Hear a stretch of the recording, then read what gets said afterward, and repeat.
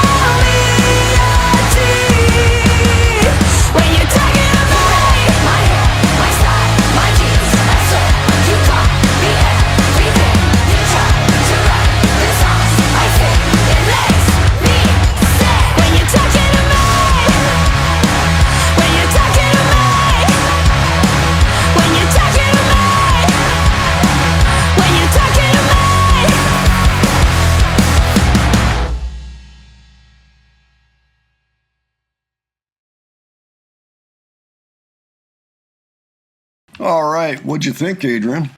First of all, I think the guitar cameras are a great idea on this. Just snap it right on top or right on the bottom. And Yeah. GoPros are good for that. Well, there's a lot now. Little cameras you can stick on there. Yeah, it's a great supplementary video to the official music video. Yeah, if you want to just see them actually going through all the motions of it. This was indeed the studio track, but I mean, when they play it live, it basically sounds exactly the same. So they're real good at that. It sounds better when they play it live. Pow's bass drum had a particular design on it. It looked a little bit, but not exactly, like the tattoos they had on their backs in the original video. It's not the same, but it's kind of conceptually similar. There's symmetry. That's one big thing. But if anybody has any details on what that is, has any guesses, leave that below because I'm curious. I noticed the zombie car hanging over the real car, the orange car, the nice car, which made me a little nervous. I'm like, what if that thing accidentally drops? You know? Yeah, I always wonder about when you see cars like that in these videos, you know, kind of cool looking cars. What happens to them? You know, how do they get there? Does it belong to a crew member or... And I wonder that especially since I found out that the car in Repo Man, you know, the green Chevy Malibu. Yeah. They were looking for a very specific one. I think it was a 64 Chevy Malibu. And the thing actually got stolen during production. And they had, you know, so they had to get another one, which was hard enough to get the first one because it was already 20 years old at that time, 1984. They got a second one. And in between filming and all that, the director actually used it as his personal vehicle so that he could keep it safe. You know, like taking it home with him. And I wonder if there was anything like that going on with this car or where it came from, if it was a buddy's or just a quick rental or what. I'm curious about things like that. You know, I thought it was appropriate they had the fire in the Kerosene video, of course. You know, you got all the fire in the background. Yep, no flamethrowers this time, just their guitars and their you know, their axe and their drums and all that. So all the brutal stuff. But yeah, loved it. And I think that the fans are going to love it. I would imagine this is very inspiring. I love Danny saying these words with all of the, you know, ferociousness that she can muster. Not only the sound, but the visuals as well, consistent with rock and roll. What a setting, too. So, of course, they were doing this during the actual video shoot. It was just another thing to do during the, it's like, got this big checklist. All right, there's number 36. All right, just go through the song all the way, a couple times maybe. Okay, we got the shots we need. Thank you. I thought it was great. And the song is fun to listen to. No question about it. So, fantastic. Yeah. I noticed the heels that Pau was wearing can't be conducive to playing the drums. Well, she can do it. Heels or whatever. She can do it, and we've seen other drummers do it in heels, too. I noticed that Ollie's kind of got more of the facial expressions going on. You know, maybe it's a gradual thing. I just noticed it more in this one. Yeah. I think she did it for the video, really. Yeah, exactly. Stood out a little bit. And you're talking to me. It's just a great video. I'm glad that I saw this. Yeah, me too. It was fun. All right, now we can't wait for the next one, which may very well be Ritual. It kind of sounded like that might be the next single, or it should be a single. So we'll see what happens.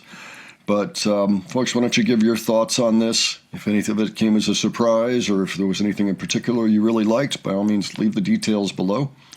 And if you have other comments, leave those too. If you have other suggestions, leave those too. And if you enjoyed this video, please give it a like. And if you enjoyed the presentation, please subscribe. All right, thanks so much for joining us today. We will catch you on the next one. Take care, folks. See you all later.